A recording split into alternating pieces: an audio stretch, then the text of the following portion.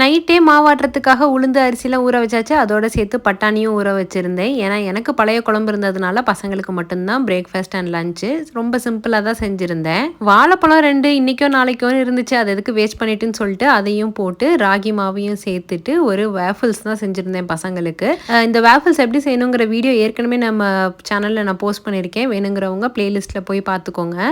இந்த வாஃபிள்ஸ் பார்த்தீங்கன்னா, ஒரு பீஸே கிட்டத்தட்ட ரூ. 150 ரூ. 160 சொல்வாங்க மாலுக்குலாம் போனீங்கன்னா. வீட்லயே செஞ்சிங்கன்னா ரொம்ப சிம்பிளான இன்கிரீடியன்ட். அதுவும் நம்ம வந்து ஹெல்தியான வெர்ஷனில் பண்ணணும் அப்படின்னா கண்டிப்பாக மைதா யூஸ் பண்ணாமல் கோதுமை மாவு அப்படி இல்லாட்டி ராகி மாவில் வச்சு செய்யலாம். செம்ம சூப்பராக இருக்கும். நெய்யோ இல்லை பட்டரோ போட்டு செஞ்சு பாருங்கள். செம்ம வாசனையாகவும் கூட இருக்கும். ஒரு சைடு வாஃபிள் மேக்கரில் இந்த மாவை ஊற்றிட்டு இன்னொரு சைடு நம்ம வேலையை பார்க்கலாம். அதுக்குள்ளே இங்கே ரெடி ஆகிடும். அதுக்கு மேலே கொஞ்சோண்டு சாக்லேட் சிரப்போ இல்லை ஹனியோ போட்டு கொடுங்க. பசங்களுக்கு ரொம்ப டேஸ்ட்டாகவும் இருக்கும், ரொம்ப ஹெல்தியராகவும் இருக்கும்.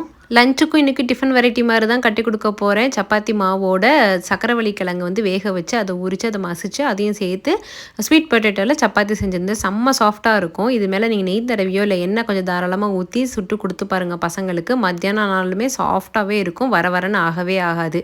ஏற்கனவே வேக வச்சுருந்த பட்டாணியை வச்சு குருமாவும் செஞ்சு இன்றைக்கி டே சூப்பராக போயாச்சு. நாளைக்கு இன்னொரு மினி விலாகில் பார்க்கலாம்.